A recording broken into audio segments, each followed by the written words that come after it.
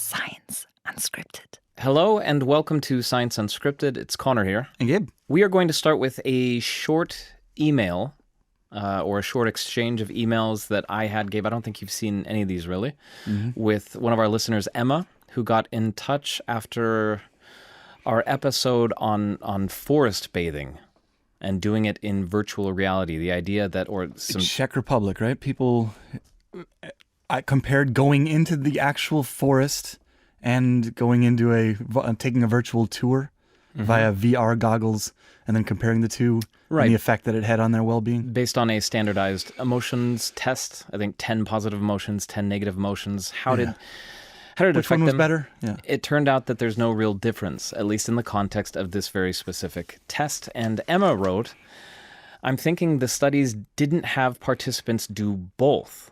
So the virtual forest and the real forest, and so it lacks justification.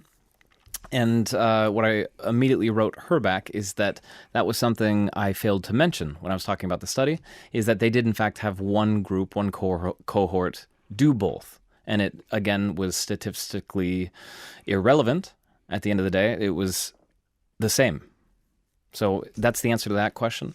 She went on to say that this must be, one of the big limitations of the study, that it didn't have this. And I would repeat, Emma, and to our listeners around the world, the clear limitation of that study from How the small it was, Czech Republic, 30 people total. And anyway, thank you, Emma, for writing in. Yeah. Gabe, you have another email? I have an email. Do I have an email? I think. I thought I was going to provide an addendum to something that we were talking about a few weeks ago. Oh, okay. Yeah, well, go right ahead. I thought that was an email. No email. We were talking about loneliness and whether being around people necessarily helps you. And this was research out of Tilburg University, and the conclusion of that study was it definitely does not. That being around people when you're feeling most lonely actually has an even worse impact on your mental well-being. This here is a study, it's based on data out of Switzerland. It's 3 universities, again, Tilburg, Zurich, and Washington University in St. Louis in the U.S. state of Missouri. What they were this was about 2,500 Swiss were asked to talk about loneliness and their sense of purpose in life. And what they found out from this data was that having a purpose in life has a very negative impact on your loneliness. And what that means is that you feel a lot less lonely if you have a purpose in life. You feel less lonely if you have a purpose. So there's a negative relationship. Okay, you tricked me on that one. Double negative. Yeah, if you have a purpose in life, you do not feel lonely well into your 70s. They were looking at ages all the way up into 80.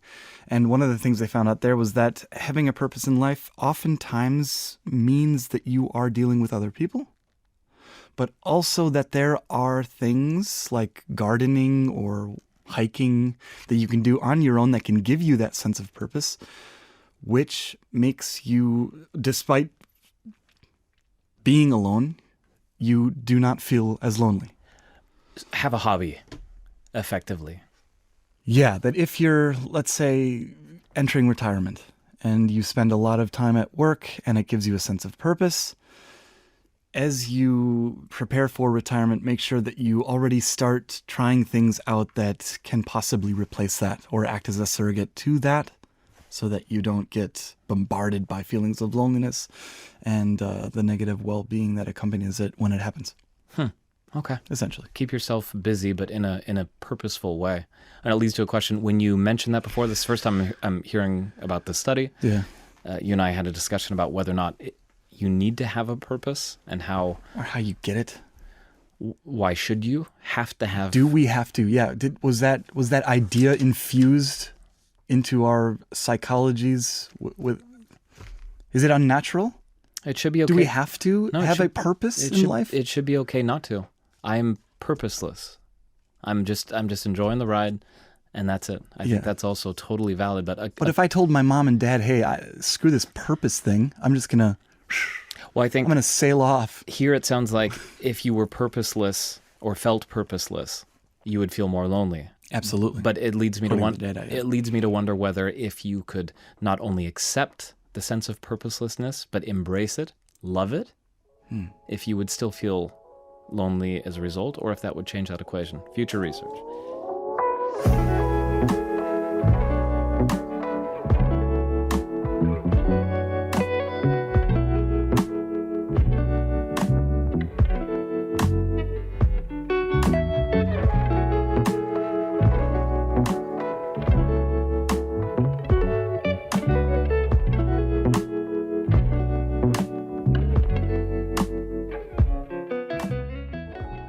For those of you out there who have experienced sexual harassment in your lives, and also for those of you who have never experienced it, there is a gap between what you think would happen in a situation where sexual harassment occurs and what actually happens. The interview that is coming is about that gap. Science Unscripted. Hi, my name is Manuela Barreto. I'm a professor of social psychology at the University of Exeter in the UK.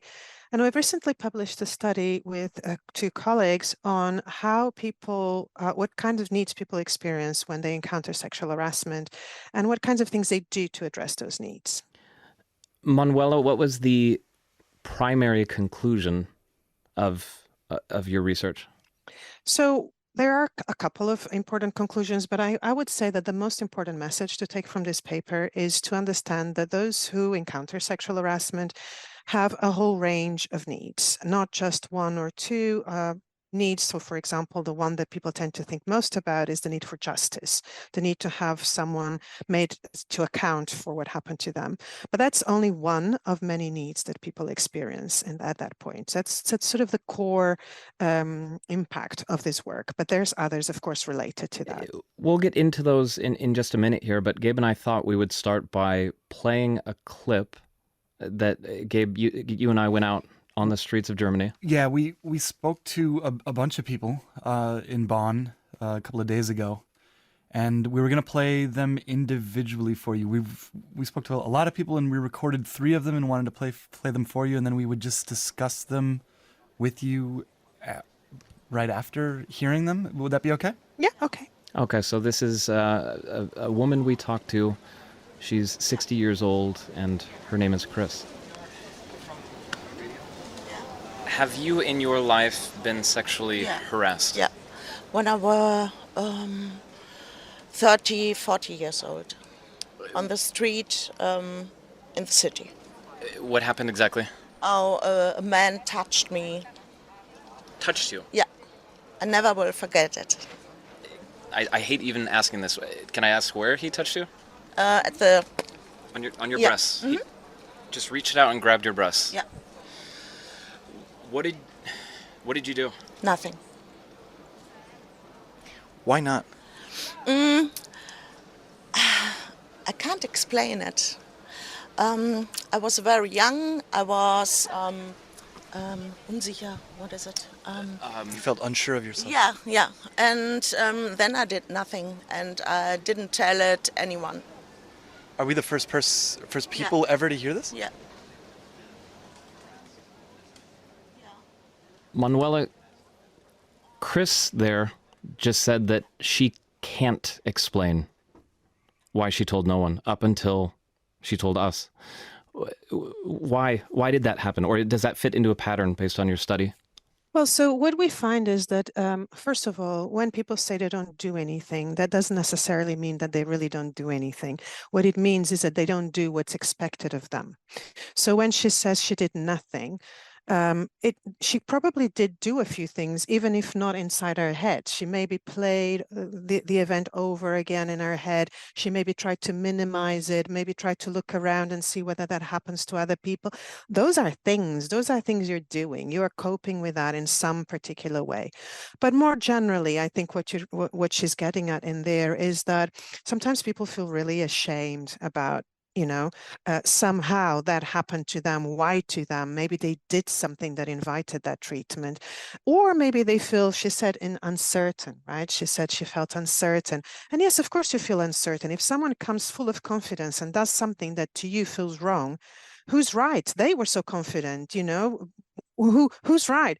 So especially if you're very young, if you haven't seen or witnessed or talked about these things before, of course that's going to be unclear to you, and you're not going to know what to do. So then you don't do what you would expect to do. And what is that? You said that these women don't do what they themselves expect that they would do, or what is expected of them? What do you mean? People imagine taking much more formal actions than they actually do. So things like complaining to the police or to HR, if that happens in a organizational work context, or in a school, that kind of thing is just not a priority for people who are experiencing sexual harassment. They need to feel safe. They need to feel more certain in their judgment. They need to have social support. All of those come first. Further down the line, yes, other things can happen, but those needs are more primary, the need for safety and support. And support includes validation of your own view, which Chris was touching on. I felt uncertain. You needed this social validation that actually you're right. This was inappropriate. This was an invasion of your body, and your own sense of self. I'm going to go ahead and play a clip from a 23-year-old woman we spoke to, which touched on a separate issue that you address in your study. Could I just get that you're anonymous, obviously? Just your first name? Yes, my first name is Anna. Anna, how old are you? I'm 23. Have you been sexually harassed? Not in my opinion. Like, sure, there were some uncomfortable situations, but they were not like just so bad that I was afraid or anything. I was just like annoyed. Yeah. Could I ask what one of those situations would have been like? Like, where were you? Who were you with? Being in the club and there's a guy just dancing behind you, just nearer as it should be, like, yeah, touching you, but just unnecessarily. And when you walk through the street and there's someone like whistling at you, yeah, something like that. But I just think, like, yeah, let them do their thing. So, as I understand it, and I'm basing this entirely on your study, whether or not you've been sexually harassed depends on your own definition of it? So that's arguable. So there's lots of discussions around that. The definition that the literature proposes is that it's unwanted sexual behavior towards you, sexual treatment. But in our study, we actually looked at whether it was unwanted or not, whether that made any difference to the kinds of needs that people experienced and to the way in which they responded to it. And it made no difference at all. It might make a difference for other outcomes. I mean, I don't know, maybe if we look at people's emotions or something like that, maybe it makes a difference whether it's unwanted or not. But in our study, it did not. So whether or not people saw it as sexual harassment, it really didn't matter. They responded in similar ways, they felt similar needs, and they responded in the same way. I would go ahead and say that Anna, although she said it wasn't sexual harassment, that was clearly unwanted. Catcalls? The way that she described the guy, grinding on her in the disco take in the dance club, was that sexual harassment? Again, it depends on whose definition you're going to take. So if we're going to take the definition in the literature, then it clearly qualifies, right? So it's unwanted sexual behavior. But of course, if we ask her, she's saying, no, it's not. And it is a valid perception. We need to also take people's own perceptions as valid. Now, a separate question is, did it negatively affect her in the same way as if she had said, yes, it's sexual harassment? And of course, it may have. We don't know because she isn't speaking about the details in that clip. But, what I mean is basically, just because it doesn't qualify as what the literature says is sexual harassment doesn't mean that it doesn't affect people in the same way. And when it does qualify, people might disagree with that. But again, that doesn't mean it doesn't affect them in the same way. What percentage of women around the world are sexually harassed? I actually can't answer that question because I do not trust the statistics. And one of the reasons is precisely what we were just discussing. who is actually classifying the behavior as sexual harassment and what behavior is classified as sexual harassment really depends on how informed people are about what qualifies as sexual harassment. There's a lot of behavior that happens in schools, in workplaces, but also within families that qualifies, but people would not necessarily even think of it as qualifying. It's also very cultural. So in particular cultures, certain behaviors are very normal. Like, the example of the disco or the bar, where I grew up, that happened all the time. And people just thought that's what going to a bar is about. These days, of course, that's not exactly the same, anymore. So it's also cultural in the sense that culture changes with time. So the statistics that are out there really are not informed by all of this. They're simply, have you or have you not? Yes, no. And then we pull up some statistic, but they tend to be fairly high. So in people's lifetime, in women's lifetime, I'm not going to put a number to that, but most women are. And by comparison, men, something like, I think I saw a number of roughly, it was 40%, 50% of men at some point in their lives experience sexual harassment. Yes, and that's also an interesting one because it seems to many people surprising that it's such a high number. But of course it is there. And again, the question is, do men qualify? Do men see it as sexual harassment? And probably they don't because, men are not it's not expected that a man would reject any sexual advances. So, even more than for women, actually, that expectation. So they're even less likely to label it as sexual harassment. Should we play the third clip? Yeah. The girls from high school. Yeah, we had a chance to talk to a couple of high schoolers here, and the one who is about to speak to us, she's 16 years old. Her name's Anisha. I haven't been touched or anything, but I have been catcalled and so on, and people have come very close to me and hugged me when I didn't want them to and stuff like that. Did that feel like sexual harassment to you? Yes. What did you do?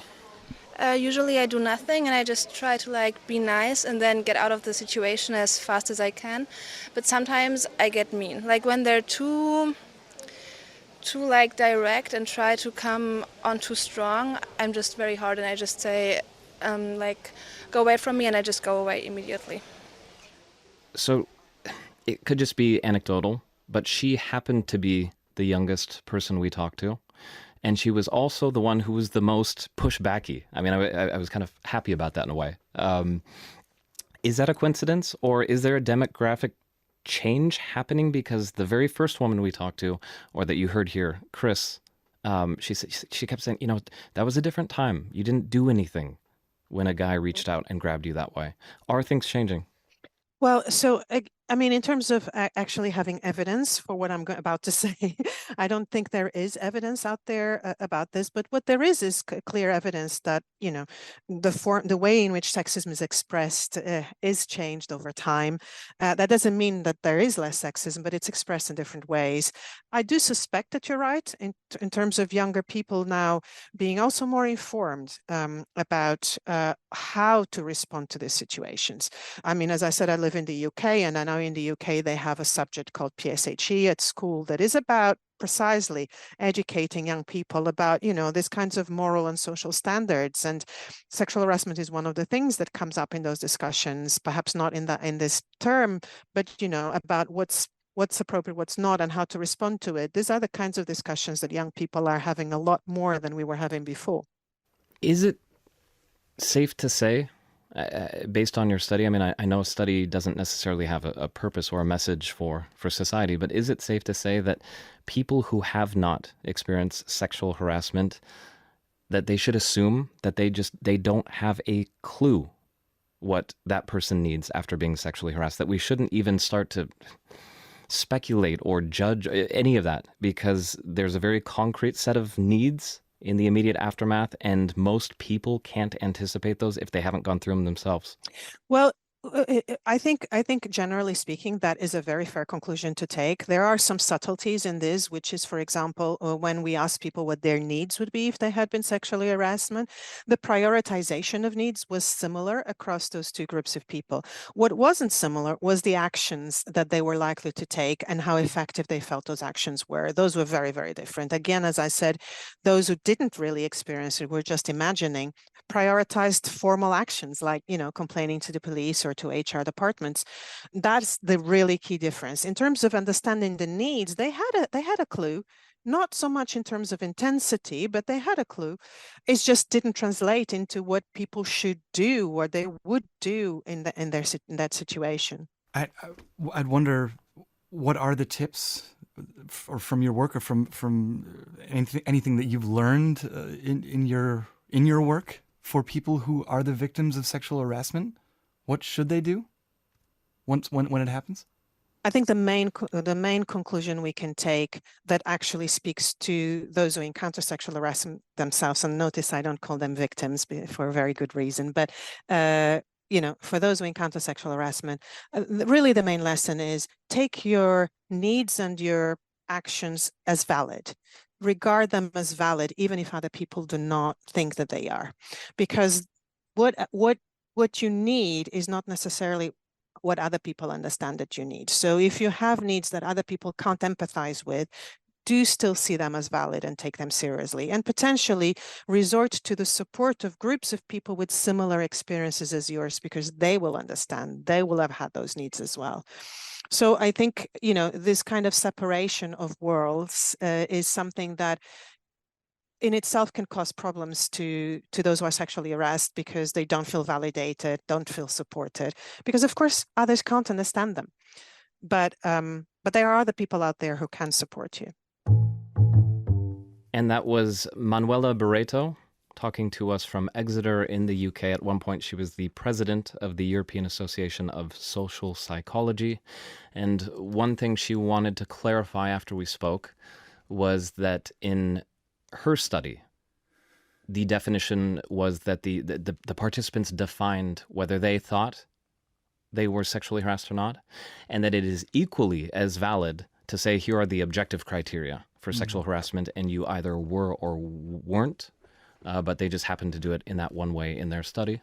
Yeah, there was another thing that I spoke to Manuela about following the interview. If anyone objected to my use of the term victims of sexual harassment, I think I said that a few times during the interview.